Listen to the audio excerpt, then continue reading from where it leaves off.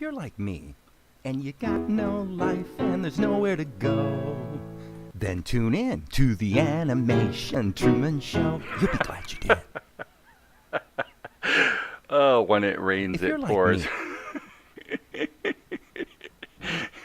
It looks like the jingle got cut off, so you guys got to hear half of it.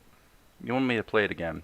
You really want me to play? Okay, I'll play it again. and you got no life and there's nowhere to go, then tune in to the Animation Truman Show. You'll be glad you did. And of course, you will be absolutely ecstatic and thrilled, and you won't be able to get over yourself by how much fun you're having tuning in to the Animation Truman Show. Well, what the heck's going on, guys? It has been an insane week, and not in a good way. It's been all about tech support this week. We moved all the websites over to the new secure sockets layer encrusted web server. And OMG, it's been a bit of a challenge.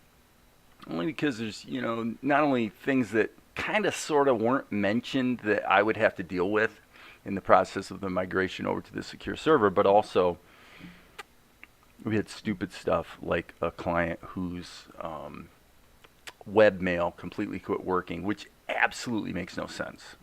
You guys probably aren't technical about this kind of stuff, but and what is going on? Why are we getting hesitation from YouTube here on the stream? That is weird. That is weird. This, as far as I can tell, we are not live.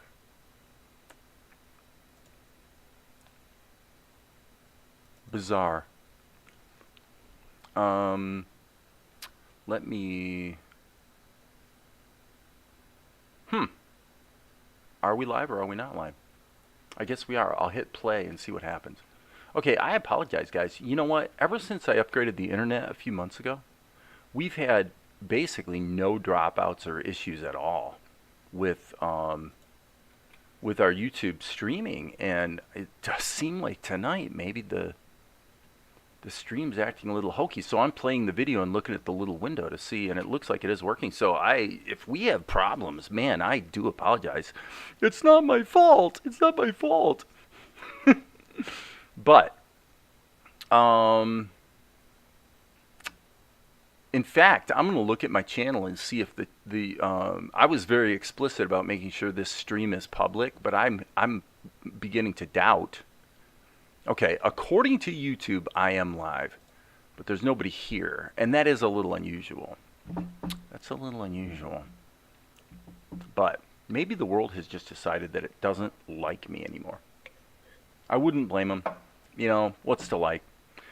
Anyway, I'll just carry on for a bit here and hope that things don't act stupid. But honestly, what we're seeing here in terms of a little bit of hokiness from YouTube, i.e. on the technical side of things, is totally par for the course this week.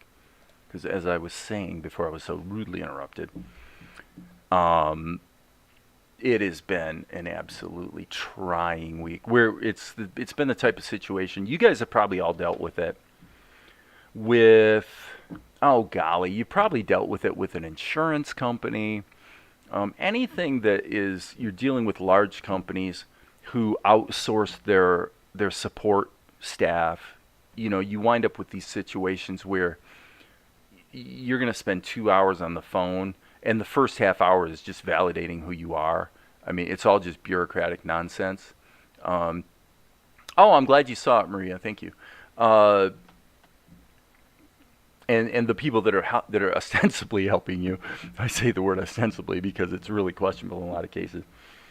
But it isn't really their fault, because oftentimes they're not trained that well. They're not necessarily people who love their job and are just like really obsessed with having great knowledge. So if you're in it's like the 80-20 rule, where if you're in the 80% of the situations that are just easy to solve, then you never really have a problem. Sometimes you might have to get some support, but basically it's not a big deal. if your situation is at all unusual, man, you fall into a black hole where what you discover, and this is literally what happened to me this week. I had a client that all their email quit working for a week. Okay, and I can tell you, I understand the technical side of this. I know how DNS servers work, and on a website, if you change the A record, in other words, you change the IP address that a domain is pointing to, which really only affects the website, the web server. It doesn't affect things like email and whatnot. There is no scenario where just pointing to a new A record should cause their email to break. There's no scenario where that really makes sense. Now, there is some subtlety under the hood in terms of migration from one server to another that can monkey with the DNS records. So to be fair, there is a tiny element of that. But the upshot is multiple 2-hour chat sessions with Network Solutions, multiple 2-hour sessions with GoDaddy, multiple phone sessions. And the ironic thing about all of it is that at the beginning of this week, when the whole thing went down, I looked at it and I said, you know what I think? I think, it seems unlikely, but I think this is actually a coincidence. I think we moved the client over to the secure server, and it just so happens that at the same rough time, Network Solutions is changing their underlying email structure, and they're not telling us. They're not telling us the truth about what's really going on because the problem that the client's having is actually their fault.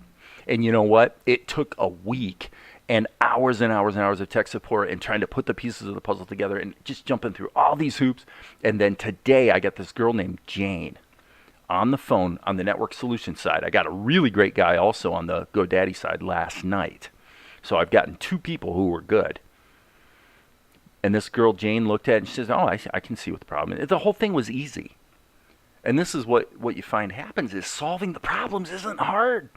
It's what's hard is it takes days and weeks just to get to someone who has the training to put their eyeballs on it and go, oh yeah, this is simple. Boom, boom, boom, click, click, click, change this DNS entry or whatever. You know, wait a couple hours for it to propagate and boom, it'll just work. And it does. It's always that simple, but you just can't get to somebody who knows what the heck they're doing. It's really crazy. And it's really made me think because it really is. This is who I don't want to be. I mean, if you really look at what it takes to be good, and to basically not suck, what does it take to not suck? It takes skill, but basically, I submit it takes this. It takes. I'm going to come over to this screen and I'm going to write something. You've got to be tenacious, which means you're willing to work hard at the problem, even when you don't feel like it. You've also got to be persistent, which means after multiple sessions of trying, you don't give up. And number 3, you need knowledge. You've got to pursue knowledge because in our world today, I don't want to sound like some sort of like total socialist or anything because I have a very strong capitalist bone in me as well. But I tell you,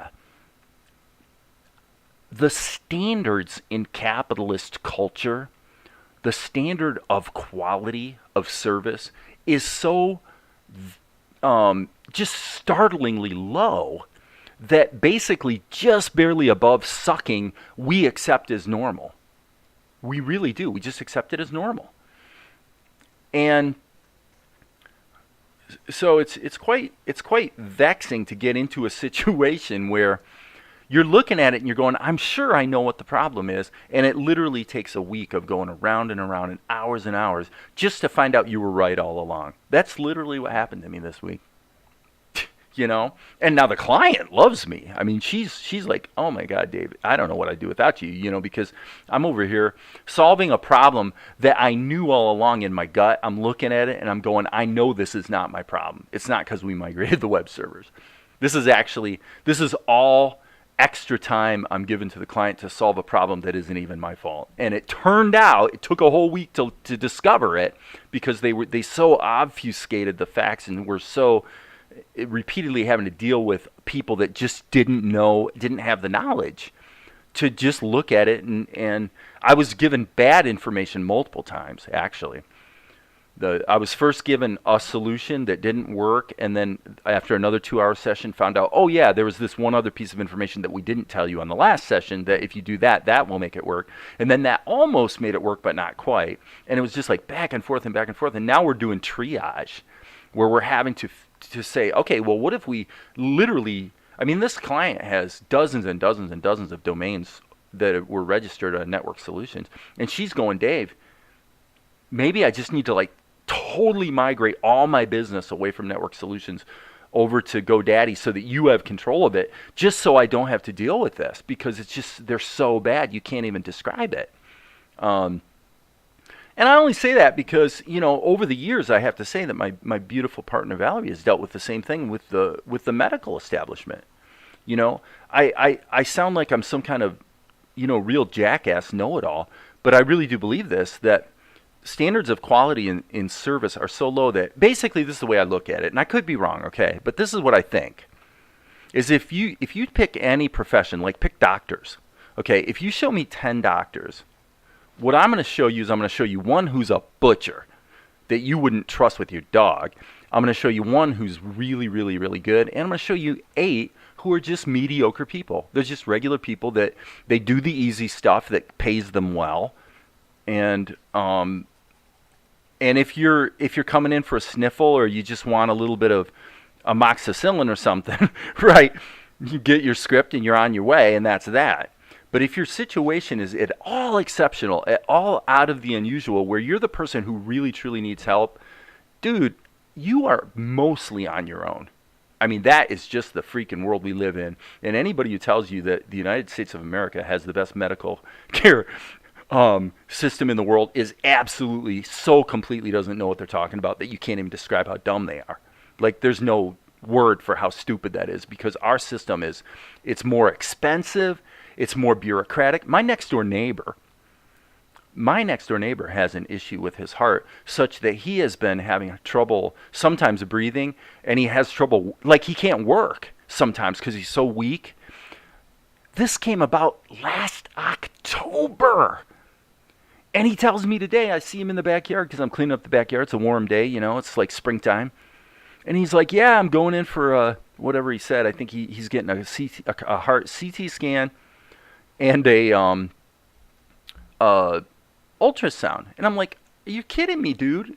It's been since October, and they still haven't even done a complete diagnostic yet, let alone treated you?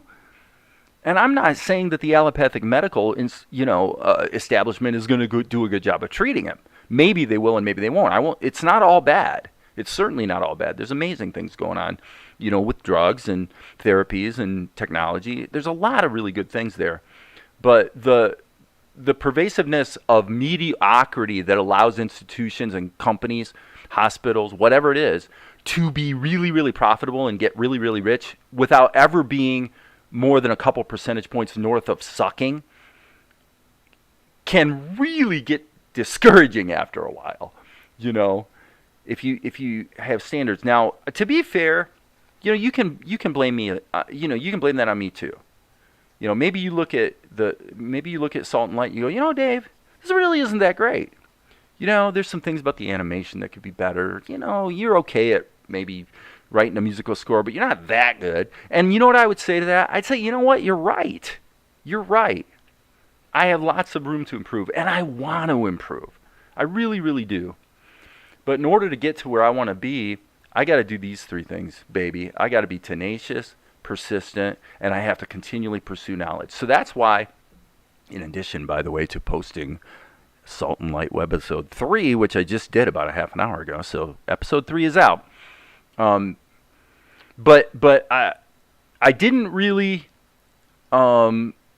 agonize over the release of episode 3. Once I felt like it was pretty close to where it needed to be and it compared well with the other episodes, I'm like, let's just get it released and now let's move forward. Because the mindset is like this. This is why I don't do movies anymore. And why I'm much more interested in serial content, like television kind of thing, like a series type of deal, which is what I'm doing obviously with Salt and Light. The reason I like that better is not only because it really is what people want to do these days. People want to binge watch a show. They don't want to go to the movies. Yeah, sometimes people do, but it's not basically what people do these days. right? But that's not the only reason. The other reason is the thing that I love about television, in the world of the musical score. Mike Post said this, that he always loved doing television as opposed to movies, because with movies they monkey with your music, and they, anything that can possibly be redone winds up having to get redone. There's just all this meddling. Whereas in the world of television, because they're on a deadline, they got to crank out another episode this week and then move on to the next. There's a certain attitude of, you know what, we did our best. We gave our level best effort to this episode. Every once in a while, you'll have what one of my heroes, Steve Cannell, called a weak sister script, where everybody in the pipeline knows this isn't necessarily the best episode they've ever done. But you know what? We did our best. We're counting on all the departments, including the actors and the score and the editing. We're counting on everybody to just do their best, and let's take that maybe weak script that we had and make it the best it can be.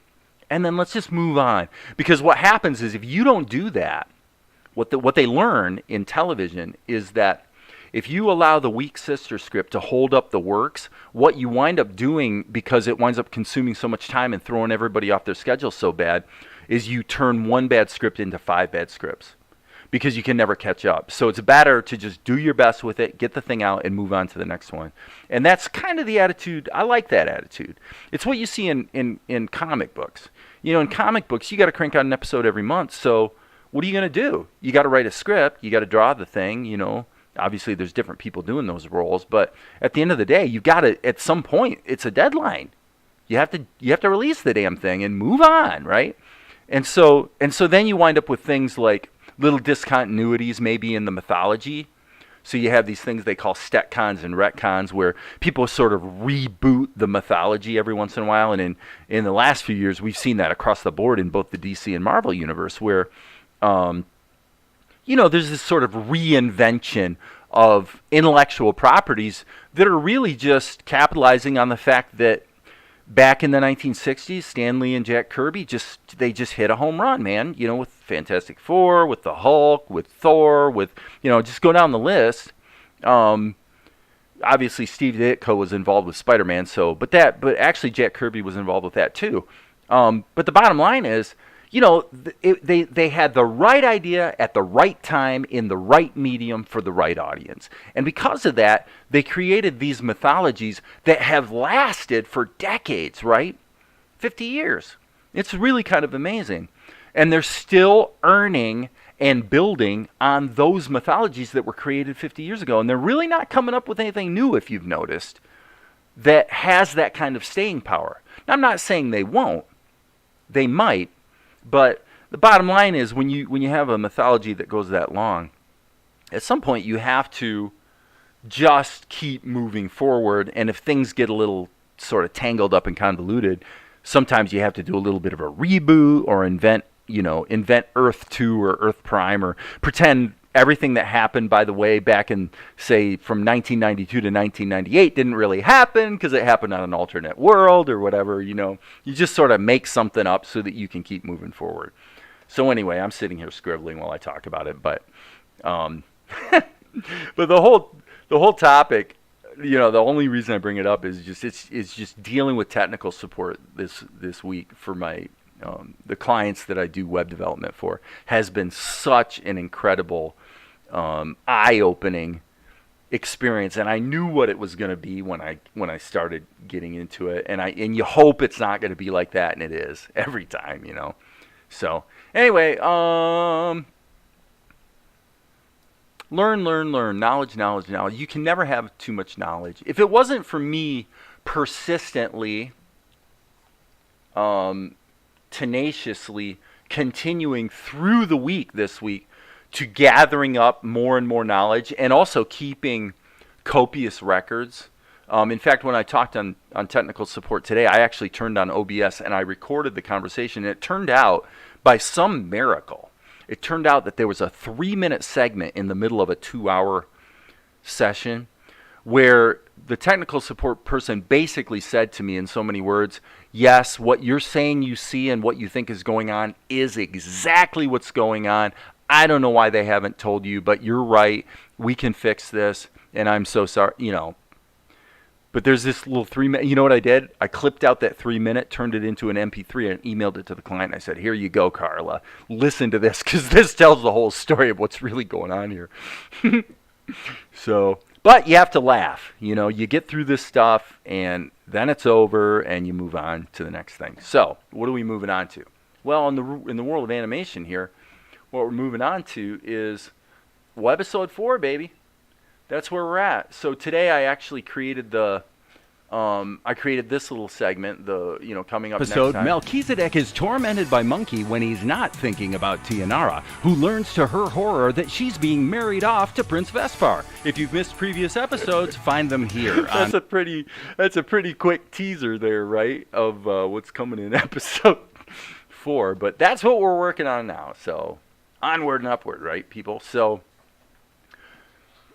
let's treat this like the Animation Truman Show, actually. And I don't know how long I'm going to go tonight. It's probably not going to be a super long session, but let's just take a look.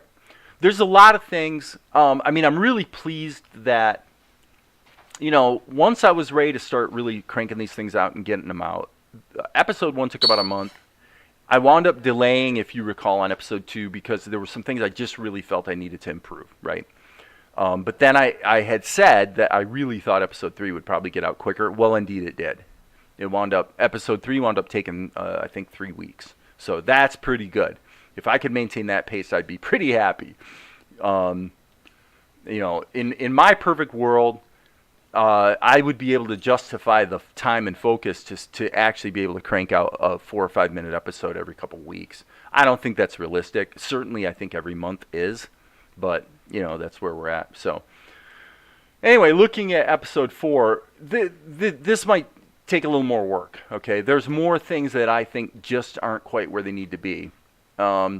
This is okay, actually. It's it's kind of salt and light. It's a little bit of a jerky animation kind of thing. It's a little choppy, but basically not too bad. Reasonably entertaining. But then we get into this segment here, and this is a great sequence in terms of the acting and the little bit of the story that's being told. I think it's quite good.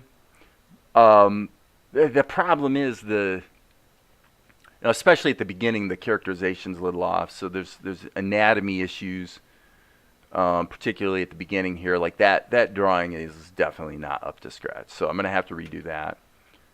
So anyway, let's just kind of take a look and go through here and start seeing what things we're going to have to deal with. Monkey looks pretty good there, I would say. And this is definitely an entertaining sequence. This whole thing. He's like, yeah, buddy, whatever kind of thing. Because Monkey's just like hopping all around and just distracting him, really, when he's trying to get his homework done because he's preparing for an important test. And then as we can see, Monkey makes him spill, and he just keeps popping in and out. I think that came out good. That's really, like that shot right there, I got to make a decision on that, right? So that's looking really cheeseball. But does it suit and fit what we're trying to do there in terms of the nature of the storytelling? I would say probably. I would say we're probably okay. Characterization's probably okay there too. There's a little questionable. Getting a little off character there. And plus there's some stuff about ink and paint there that it's like, I don't know. That was done kind of a while ago. I think that was all done in Krita, and I just feel like if I did that today, it would probably be 30% better, I suspect. So we'll see if it winds up being a Krita thing or a Tahoma thing, but so, in terms of the story and the comedy, here he's realized that he sort of wrecked Asher's best shirt. And so he says, the heck with it. He'll never miss it. He stuffs it in a tree, and then Asher shows up, right? So this kind of stuff is fun. I think this is good material for sure. Characterization there's a little off. The hair, basically. The face is okay, but the hair is definitely a little off. So then you got this interplay between Mel, where he's kind of trying to play it off. So now we got to look at this. Is this working? And I'm not going to answer that question right now. I think from the standpoint of characterization, I would say it's probably, honestly, we could probably tamp down the hair here. It's like poking up too high. If we tamp down the hair a little bit and then give him a little more hair here behind, it would look like Mel. So I think we're actually not too far. That's going to be a pretty quick and easy fix, I would say, there. Asher looks fine. The Asher shots actually look pretty spot on as far as I can see. And by the way, if any of you guys see something that I'm not seeing, feel free to chime in. You know, we're just kind of doing our job here, you know. What time is it? 7:35 EST. So I would have to say this whole sequence worked pretty well with a little bit of characterization fixes. So, and that's what I'm doing right now is I'm getting the big picture of just a general sense of how much work is involved in taking this next webisode and getting it into shape where it's going to be able to be something I can, you know, release reasonably well. So then we jump over to Tianara. Like this is a good example of what are you going to do, right? We've got, but Balder comes into frame, and if you look really closely, the ink is a little bit overly bold on him, but at the same time, boom, just at the moment when it would have been a problem, it cuts away from it, you know? Hey, Sifter, thanks, man. I hope you like it. I'm doing my best for you guys and for everybody else that'll ever see it. So I think the editing sort of saves that sequence. Now, the thing that's more concerning is I don't know if I've got, you know, Tianara is maybe not quite as feminine looking there as she should be. And that's going to be a bit more work to fix. She looks a little too masculine in that picture, and it's probably mostly the eyes. So, okay, so again, I'm just making mental notes this time. I'm not writing any of this down this time around. I'm just kind of looking at the big picture. That looks fine. The acting looks good. Balder's a little stiff. Like whatever I did here, I think I did with the liquify tool. Yeah, and see, the problem is that the deformation of his shoulder is affecting his face. That's not really acceptable, you know.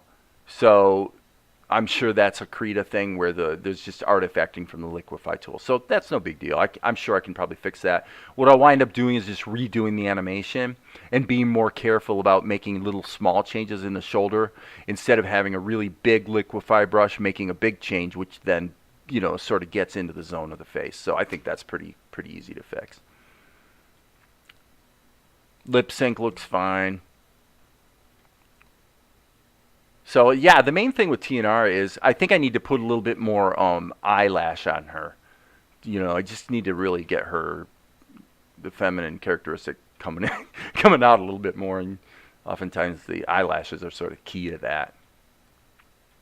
Now, if you're someone who doesn't like makeup, then you might find that to be a sexist statement. I don't know.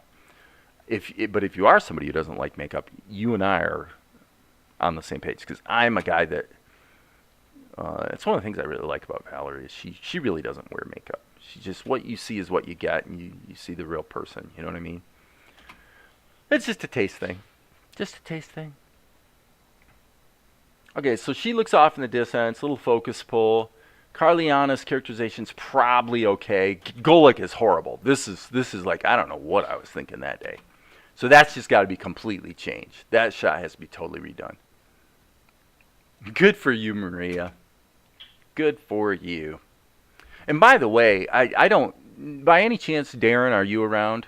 Because if you are, I want to say, I'll just say this because I know Darren's going to watch the video whether he's here or not. So I'm going to say this. I did the voice of Vespar basically as Darren.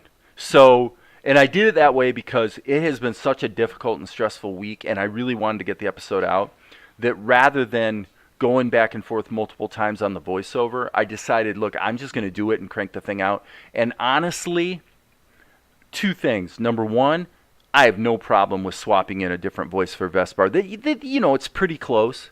Swap in a different voice downstream. Nobody's even going to notice. I guarantee you. Number one. And number two, if we actually changed even more of the voices for the final, you know, once we have 6 webisodes and we're going to distribution, when that happens, what's going to happen is all the webisodes are going to come down off YouTube, and then they're going to be sent to my distributor so that the first 24-minute episode can be released on, you know, all the platforms, Tubi and all that. I always refer to Tubi because it's a platform I happen to like, and I watch a lot. I was actually watching Toradora today on on Tubi. But good show, by the way, as far as, if you like a slice of life, school-based sort of comedy anime, Toradora is really pretty good. I've been watching the English dubbed version. Usually I watch the Japanese stuff, but in this case I was watching the English one, and it's really pretty good. So, anyway, so it's conceivable, especially if the whole project and the show, or me as a creator, begin to get some traction in the animation space. It could be that it will make sense to completely replace a lot of the voices for the final release.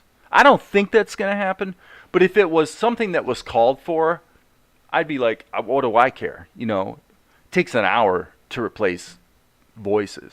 So I wouldn't be too worried though, Maria. Everybody that's heard your work on episode 2 has been like, wow, who's that? I mean, seriously. Not a lot of people. I haven't been in the presence of a lot of people as they've seen it the first time, but to the degree that they have, they're all like, wow, who's that? So that's a good thing. Anyway, onward and upward. Onward and upward. I think I'm a little high-strung tonight. It's probably because of all this technical support crap I've been having to deal with. When you're dealing with that kind of stuff, what you have to do is you have to meticulously explain every little detail. And what happens is the thing that gets you in trouble is actually a good example. I'll give you a good example. When we finally got the email situation that took 8 days without her email working, when we finally got it solved, what actually happened is Network Solutions admitted that they had been migrating over the course of the past year. They've been migrating all customers over to a new email server backbone. Oh, I can't believe it. Seriously? I do not believe it. We just had a dropout. We're getting occasional dropouts. I haven't had dropouts at all since I upgraded the internet, and tonight we've gotten several. So I apologize. I don't know why that's happening. But anyway, so here's what happened. So we finally get the email working, and then, but what was supposed to happen is once they restored it, what they had to do is they had to take her email infrastructure, for lack of a better way of explaining it, and actually push it back onto the old server and then put her domain as far down in the queue as possible so that the migration to the new system will happen sometime in the arbitrary future, but they don't know when, but it's going to happen again, right? But that will at least get her back up and running. Well, what's supposed to happen in the process of doing that is, within a couple hours, all of a sudden she should have this litany of emails come through that have been sitting on the server for a week. Well, that didn't happen. The thing is, when we finally solved it, the one thing I forgot to think of, and of course the tech support person didn't think of it either to tell me, is once this happens, is it possible that all of the legacy emails from the past 8 days are sitting over there on the other system, and somebody needs to explicitly move that repository over to back actually to the old system. And I didn't babysit that process. And I think that what it's going to turn out is we're going to get a day or two downstream, and everything is going to be working for the client, but all of those emails for the last week are still in the ethosphere somewhere, which neutralizes the whole point of going back and making it work. Because if we were going to lose that week of emails, we might as well have just moved her whole email infrastructure over to GoDaddy, onto my servers, So it's like, why did we even bother with it? This is the stuff you deal with. What happens is there's always one little detail that you have to handhold the vendor through. And if you don't hold their hand and spell out every little step, there will be one little detail that'll make the whole thing not work, even though it kind of works. Drives you nuts, man. Drives you absolutely nuts. Because it's really their job to know this stuff, right? It's their job to think of those details. But, like I said, service quality is so freaking low, and we just accept it. It's just normal. Pitiful, pitiful, pitiful. Okay, so this sequence was really pretty good. I think Tianara's interaction with the bird, it's mildly funny. It's not super funny, but it's amusing.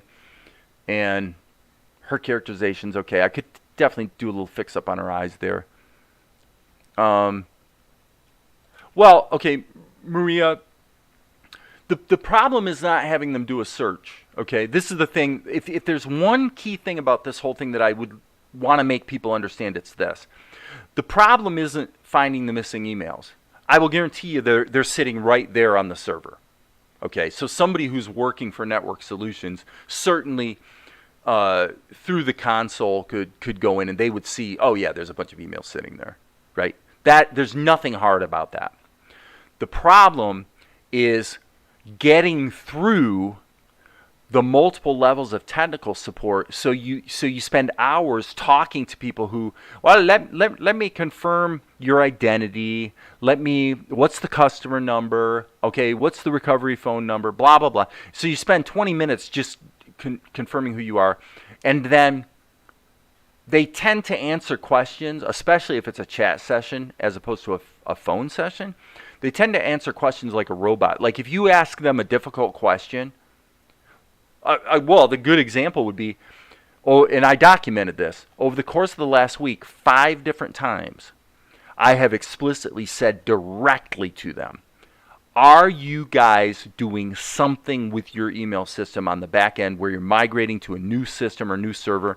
And I'm asking you this because I know that us pointing the client's website to a new IP address should not change the DNS. It shouldn't change the listings in the phone book, as it were.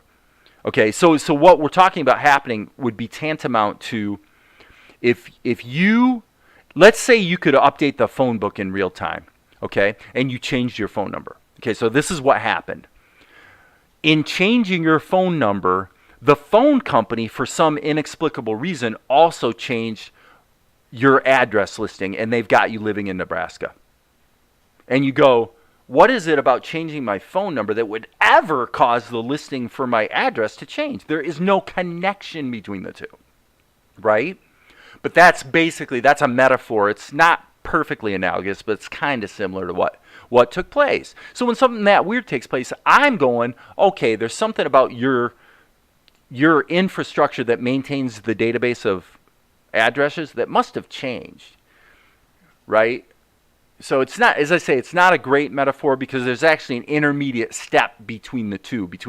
In the phone book, there's you, and then there's the listing in the phone book.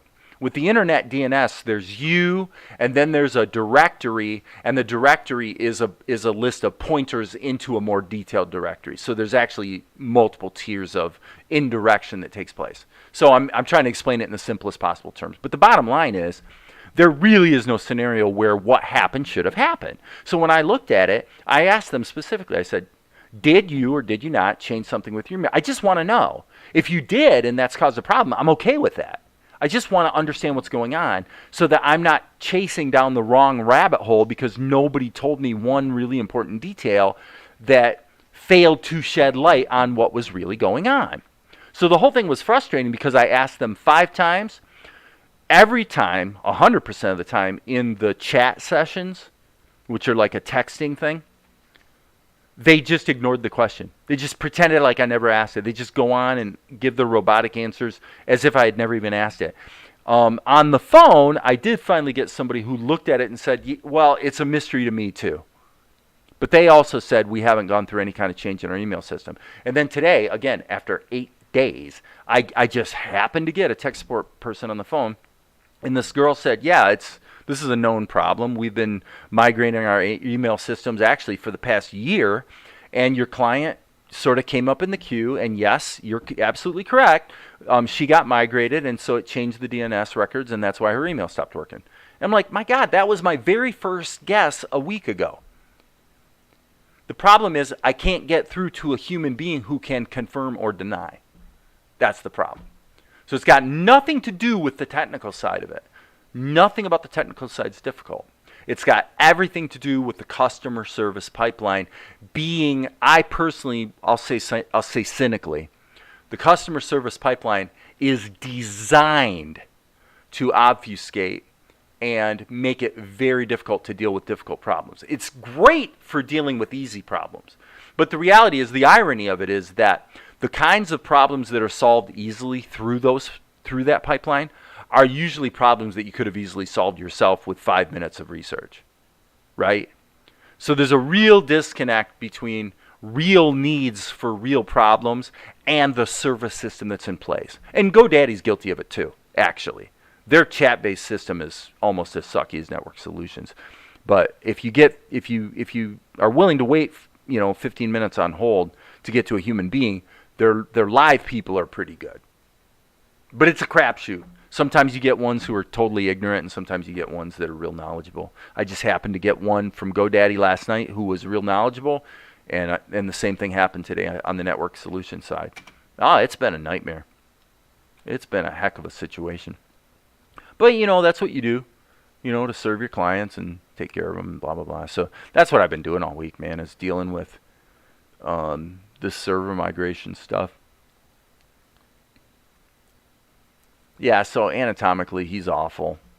That's really... The acting's good. The storytelling's fine. But right there, again, he's a little off character. Obviously, we need a background on those shots. So, yeah, so I think that's what this session is going to be. This is basically a review of the next webisode. And judging from what I see here, I would say... there are only going to be 2 more. So I'm going to actually go Control-Shift-F because this is going to be webisode 4. So we're going to be able to do 2 more webisodes, and then we're going to be able to... So there's going to be a total of 5. Yep, that's what we're going to do. We're going to do 5, and then I'll be able to release the first 24-minute episode for distribution. So that's good. I'm glad. And from what I see here, I would have to say...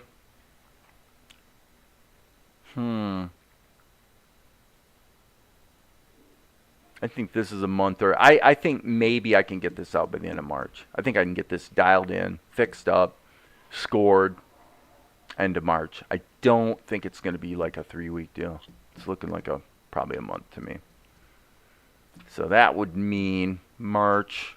Let's keep going after this. All this stuff looks pretty good.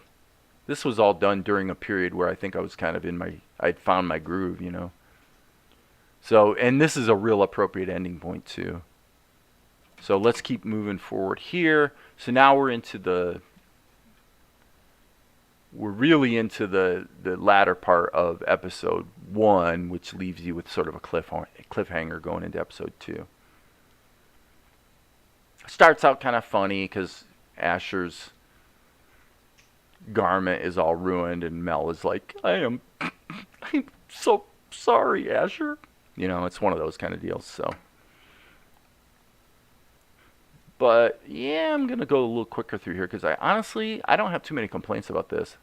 This is looking good. Mel looks pretty good. This sequence. Okay, so this is the good news. I can see what the good news is. By the way, Maria, I'm gonna need you to do this lady's voice too. You and I, know that. This is the. I don't even remember her name. What's the girl's name? Isn't that sad? I can't remember my own character's names. This slave girl. It's so bad. I got too much stuff I'm keeping in my head the last few days. But yeah, so but I have to say, see, here's the thing, guys. What I'm seeing here is that episode 5 is going to be I venture to say it's going to be a 2-weeker. I think I'm going to be able to get this whole thing done by mid-April.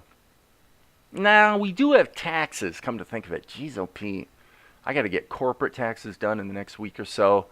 And then we got personal taxes, before April 15th. So there is tax season that we're...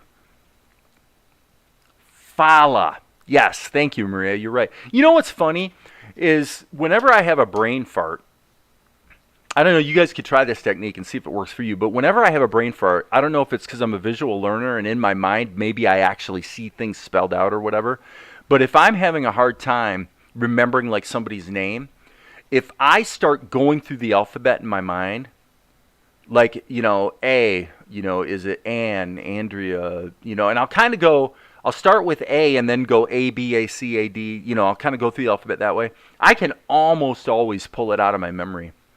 by just going through the alphabet. And sooner, when I get to the right letter, it'll trigger me, and boom, I'll remember it.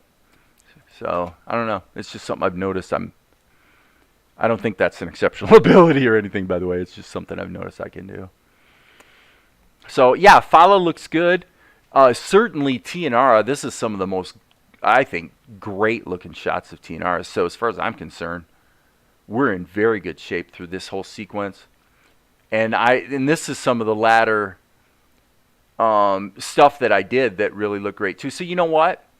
I think I'm going to be able to get the next webisode out in about a month, but then this one's only going to take about 2 weeks. So I think we're 6 weeks away from having the first 24-minute episode ready to release to distribution, which is really, really cool. Okay. So it is 7:56. So the question becomes, what are we going to do? Am I actually going to get any work done? Let me ask you guys this. There's like nobody here, so I'm sure nobody's really going to answer. But is there anything that you guys are, I posted the thing today, actually, about the little quick tip in Krita for doing, well, don't congratulate me yet, Maria. I'm just reporting what I see, okay? I'm not making promises, and I'm certainly not, it's nothing to be, don't congratulate me when I'm done, okay? When it's actually done, then you can congratulate me. Oh, another dropout. What the heck is going on with YouTube tonight? But my question is this. Is there anything, because I'm more in a blabbing mode tonight than I am, okay, multiply again. I think I want to play with it. Can you, so that's what I was going to ask, if there's anything in my workflow or stuff I've been doing that you guys would like me to show you. Now, when you say demonstrating multiply, I'm actually not sure what you're talking about. Can you give me a little bit more information? Sorry to make you type. Is this something in Krita with blending modes? Or I'll be happy to show you, but I'm not sure what you mean by multiply.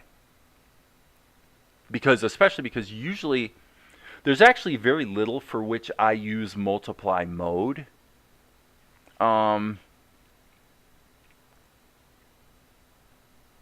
Using it to frame a scene in Tahoma. Let's go to Tahoma and keep adding to the chat and keep explaining what you're talking about so that it comes back to me what we're talking about here.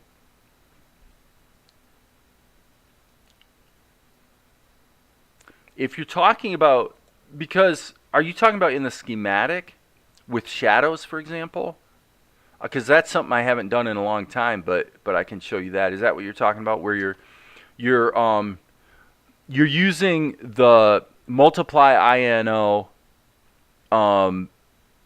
filter to clamp shadows to a character? Okay, that's what you're talking about. Okay, so that's very simple. What you'll do is, typically, is, and I'll just demonstrate it with a vector level. Okay, so what you're going to do is you're going to basically have some shadows. Okay, and so the problem is that the shadows are not clamped to the character. All you do is go into the schematic. And there's multiple ways to do this, okay? Darren, for example, has a different way of doing it. But the way that I have found I like to do it is you simply add to the shadow layer blending INO multiply. And then what we're multiplying over in this case, this is actually a little more complicated, so I'm going to actually change something here. Okay, this is actually a great example of what do you do when things get complicated. Because we're taking a shadow here that I'm putting over his whole body. Okay, let me look at this. Using a layer to darken something, and then you use the schematic to add depth to the scene. Oh, okay. Okay, just for completion, I'll demonstrate the rest of this. Okay, so the problem we have here is that what are we going to multiply this by? Well, if we multiply it by his head, we're going to have to deal with splitting the schematic up into different instances in order to, because the head and the body aren't all on the same level. So in a case like this, what I would do is I would actually take the whole character of Golek and turn him into a sub scene. Okay, so I am going to. I'm used to the high. I'm not used to doing this with the. Okay, I want to go collapse. So now by doing collapse, what I did was I combined all the Gulick layers into one layer, except I left the shadow outside, so that now. And again, Maria, I know this isn't what you were asking, but I'll just show this and then I'll show the other thing. Okay, so then what I do is I take Golek and I feed him as the background into the Multiply INO plugin. And then when I double click it, in the settings, I'm going to turn this down to probably about 0.12, about 12%. But this is the key right here, is clipping mask. Okay, so let's go ahead and close the schematic. And clipping mask, when it renders, as you can see what it did, is it goes ahead and clips it to whatever is the background on the Multiply INO. Okay, so now that's not what you were asking. What you were asking really has more to do with if you want to add a vignette or punch up the color in a scene. Okay, so I'll just demonstrate that in a simple way.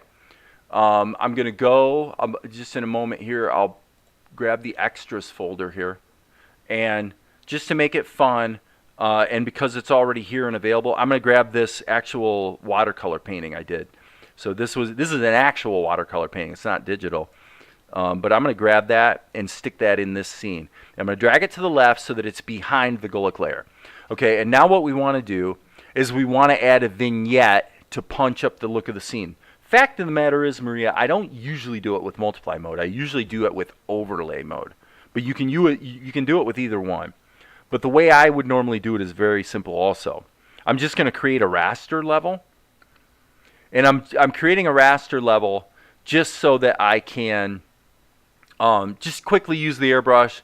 And if I want to use different colors, I don't have to bother with creating a bunch of palette entries. Okay, so now if I want to see what my scene is going to be framed like, and by the way, I'm going to turn the shadow off in the fast preview because there's no reason to see it. It's still going to render because I didn't turn this off. So it's still there, but I don't want it getting in the way. Okay, so I want to see how my scene's going to be framed. So instead of being in this mode here, I'm going to click the camera. So just so it's cropped to the camera. Okay, then what I'm going to do is I'm going to grab the airbrush, hit the B key, and I'm going to make this pretty big. I'm going to make the airbrush like stupidly big. Okay, and black is probably good. So I'm going to zoom out, and I'm just going to go like this. I'm just going to gently add like a vignette here. Now, if you really wanted to punch up the color, you could actually add some chromaticity to it too, like this. Okay, but in my normal procedure, I'm usually going to be just for a vignette. I'm just going to be doing something like this. So I'll leave that yellow in there because there's no harm, no foul. But basically, there it is. Okay, so now the thing is that when this renders, that looks pretty bad. Okay, so what we want to do is, in the schematic, the whole key to this, to using a vignette or something like that for maybe color correction or punching up the color, is you're actually adding an effect to the entire scene. So to the whole finished rendered thing. So the way this works is, this is my vignette layer, column 4. And so what I'm wanting to do is add a layer blending overlay. And you could do multiply as well. It doesn't matter. You can play around with the different blending modes. But I'm putting an overlay on the whole scene, and then I'm taking the vignette that I did with the airbrush, and I'm making that the background of that. Now you can see it still looks bad. Well, that's because this line here needs to be deleted. Okay? And in this case, it still doesn't actually look that great. But then what I'm going to do is, I do not want it to be a clipping mask, by the way. So there you're seeing a better sense of what overlay mode does. It tends to increase saturation across the board, and for a vignette, probably the thing you were trying to remember that you were having a hard time with, I would expect, would be I'm seeing something that doesn't really make sense. Opacity being turned down.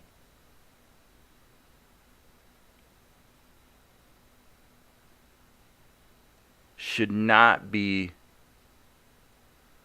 that should just be turning down the opacity of the overlay, not the opacity of the whole Golek layer. So that doesn't really make sense. Just for kicks, I'm going to flip these two around. But that's not actually behaving the way I expect. That's actually more what I expected. Okay. So now let's see what happens if we turn the opacity down. Yeah, there we go. So that's what I was trying to do. I had my foreground and my background. That makes sense. That makes sense. I'm sorry. That was my stupid. Because think about it. Of course you want the vignette to be the foreground. It's being laid on top of the entire scene. So probably the thing you were having a hard time remembering is that you want to apply the overlay vignette to the whole scene. And this is a good thing about OpenTunes and Tahoma, is that you have the ability to pipe out of the scene. You know, you've got this extra stage between your scene and your output. So use it liberally. But that once you have that overlay in there, you can just dial it into taste. And as you can see, it's doing exactly what we're talking about. It's basically adding, it's increasing the saturation of Golek. And if I were to get rid of that, now by the way, this is an important point I want to make too. If you do what I just did and you add color, if you think about it, you do not have a good way in OpenTunes like you would in Krita to take this airbrush and erase. You really, I mean, I'll try this. Maybe you can. I don't think you can, but let me see. Maybe you can with the My Paint brushes. I guess you can. Okay, so forget what I was going to say. I was going to say we couldn't do this, but I guess we can. I learned something myself. You can put the My Paint brushes into erase mode. Another thing you could do in this case is actually just go ahead and paint it white. Because usually with an overlay, that's what I tend to do, is I tend to have a black and white gradient. And as you can see, it can get really, really, really out of control in a hurry. But that's okay, because you can go like this, make it really high contrast, and then simply tamp down the opacity of it. So we have to be in preview mode, by the way. And now watch what happens when I start dialing it in. See that? I tell you the truth. I'll show you something else here, actually, that you may not have thought of. I'm going to go ahead and crank this overlay up a lot. I'm going to show you something that I learned making films. What you can do with overlay mode is quite remarkable. Because, and most people aren't really aware of this, but when you use a gradient in overlay mode on live action film, you can take something that was shot. If the lighting isn't too strong, you can take a situation where the people were lit from the left and make it look like they're lit from the right. And the way you do it is you add a gradient that is essentially the opposite of what the the real life lighting was, kind of like this. So I'm putting light on the left, even though he's actually lit. Well, I just had a dyslexia moment. I'm putting the light on the right, even though he's lit on the left. Okay, and as you can see, you see what that did. It's not a great example of it because sometimes this is more successful than others, certainly. But as you can see, it gives you the ability to. He truly looks like somebody's shining a flashlight on him from this side over here. Whereas in all reality, the lighting is actually over on this side. Now, there's not very many situations where you'd want to do that. And if you were going to do that with a character, you would actually want to be doing the overlay on Golek and then actually using the clipping mask so that it's clipped to his body. But that's a quick and dirty way that you can actually change the lighting. That's probably not very interesting to most people here because you're not dealing with live action situations where you're taking fairly dull lighting in a live action video and trying to punch it up so it looks more Hollywood. This is actually a super good way to do it. So anyway, for that reason, because it's essentially virtual light, that's what I like about overlay mode. Now, if we switch this to multiply, you'll see how different it is. It's really, really different. We don't want clipping mask on. With multiply mode, you're really just going to brighten and darken. It doesn't interact kind of smartly with the color the way overlay mode does, because you don't get the saturation benefit. That's why when I do shadows, I use multiply mode, because if you use overlay mode on shadows, you tend to just punch up the saturation. I can show that here actually on this little example video that I did. If we go to her shadows here, see the shadows? The shadows are in normal mode. Well, if you switch it to multiply, it's essentially going to look the same. Okay, but look at this. If you put it in overlay mode, see what it does? And it's a great look for a lot of anime type stuff. It's a great look. I don't use it a lot for Salt and Light, but it is definitely a great look.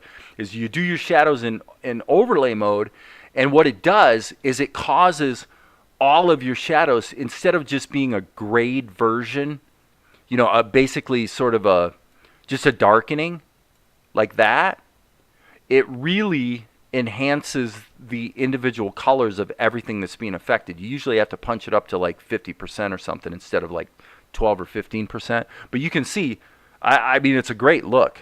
I don't personally use it, as I say, on this show too much, but if you go all the way, you can see what it does. It really, really, really punches up the saturation in a very aesthetically pleasing way. So, yeah, it is. Well, it is Sifter. I agree with you, because what happens is you wind up being able to do things very simply with overlay mode that would be difficult in any other way. Like, for example, if let's just fill this with black for the moment. All right, so that she's got a background on her. Now, if we come up here, probably we could actually just add a level here in overlay mode. And I'm just making this up as I go along, obviously, but let's go to an overlay mode airbrush here. So you could do a similar thing in Tahoma, but you start adding this, and you look at what it does. It just creates this real subtle bloom around her, around the edges. And of course, you might want to actually have another layer in normal mode, so that you can actually have a glow, right? But this is why I like Krita. I mean, compared to Tahoma. I mean, of course, I use Tahoma all the time, but the thing I love about Krita is it's just so quick and dirty to dial in these really good-looking like post-production effects and things like that. I mean, it's just like stupidly easy. And again, per the example I posted about using unsharp masking on your lines to keep them sharp if you're using Liquify to offset the blurring that occurs. If you don't know what I'm talking about, I posted a video today that explained how you can use an unsharp mask to keep your line sharp. All the animation in this shot was done with the Liquify tool. It's this whole thing, other than her eyebrows. Well, actually, even the eyebrows were animated with Liquify. So everything that's animated here was done with the Liquify tool. Literally everything.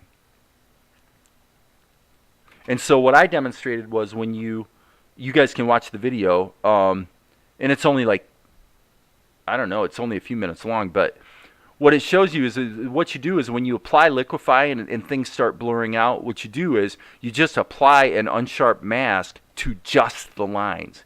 You don't apply it to the whole picture, because that makes you get these weird sharpening artifacts. But if you apply it just to the lines, it brings back the crispness in your lines and allows you to go further with the Liquify tool without it like blurring out and looking stupid. So, okay, Maria, I fell into some videos discussing Raphael and his techniques. Reminded of your overlay demonstration. Right. Okay, cool. All right, I'm glad I was able to help. It's fun to help.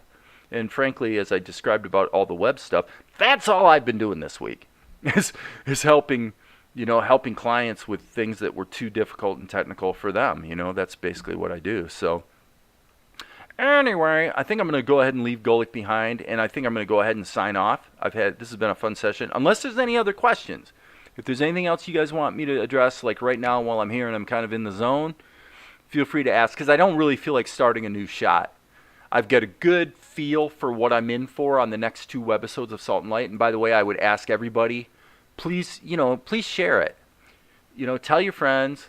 I know it's not the greatest show in the world, but, I think it's probably pretty good, and I think it's reasonably entertaining. And, I'd love to just see more people giving it a shot, and maybe they'll discover that, that it's fun. The characters and the voices and the animation all working together, it's just fun, so share. But I'm going to wait like another 10 seconds, and if nobody has any other questions, I think I'm going to go ahead and sign off for tonight. I think we're good. Are we good? I think we're good. Okay, cool. All right, unless somebody posts something in a hurry, I will say, as I always do, my friends, that there definitely will be more later.